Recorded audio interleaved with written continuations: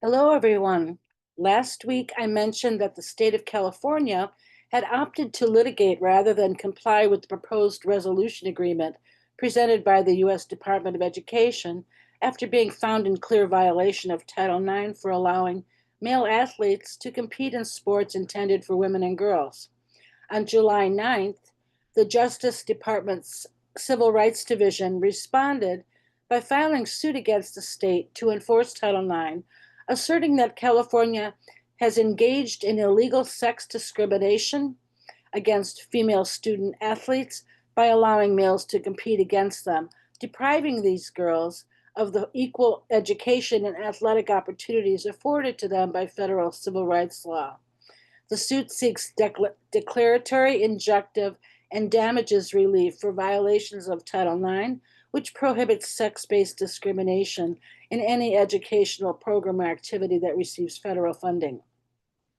In other sports related news, last week, the America First Policy Institute filed a federal lawsuit on behalf of three female high school athletes in Oregon who claim they were denied fair and equal opportunity in track and field competitions because of a statewide policy allowing males to compete in girls' sports based on self proclaimed gender identity rather than sex.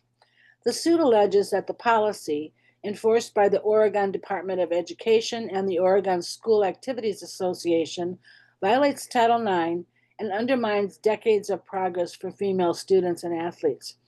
Two of the girls, Maddie Eishen and Sophia Carpenter, said they were inspired to file suit after witnessing the viral feud between Riley Gaines and Simone Biles in June. Seeing how that played out and how the public responded, it was encouraging to see how many people are on the side of protecting women's sports. Indeed, it is. Also on July 9th, the Federal Trade Commission hosted a public workshop that focused on unfair or deceptive trade practices in gender affirming care for minors. Panelists for the workshop, titled The Dangers of Gender Affirming Care for Minors, included doctors, medical ethicists, whistleblowers, detransitioners, and parents of detransitioners who shared their perspectives grounded in research, expertise, and personal experience. While in person attendance was by invitation only, the entire event was streamed live and remains available for viewing at a link that I'll share in the chat. As Kara writes on her Substack, it felt like a watershed event. Highly recommended viewing, but if you don't have 8 hours to spare, Matt Osborne provides an excellent summation on his Substack. Additionally, the Department of Justice recently announced that it has sent more than 20 subpoenas to doctors and clinics involved in performing sex trait modification procedures on children. Per the press release, the department's investigations include healthcare fraud, false statements, and more. Quoting Attorney General Pam Bondi, medical professionals and organizations that mutilated children in the service of a warped ideology will be held accountable by this Department of Justice.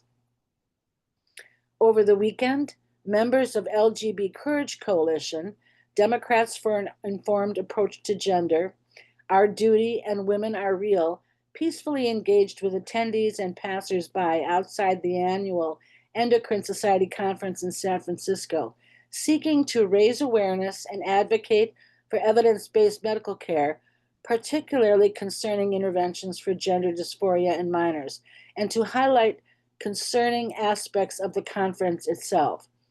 Diag notes on X that we saw plenty of nodding heads and thumbs up. Did we change any minds? Maybe not. But hundreds took our info cards, a marked contrast to prior years. In another encouraging development, 3 Senate and 9 House Democrats recently joined their Republican colleagues in the new North Carolina legislature to pass SB 442, a bill that shields non-affirming parents from accusations of abuse or neglect. Even better, on July 3rd, Democratic Governor Josh Stein signed the bill into law, saying that he thinks parents have the right to raise their children as they deem best. And finally, I'd like to give a shout out for Bronwyn Sims, the WDI USA state contact for New Hampshire, who recently gave passionate in-person testimony before the Keene, New Hampshire City Council in opposition to calls to designate the city a sanctuary for the LGBTQIA plus community. And that's all I have today. Thanks so much.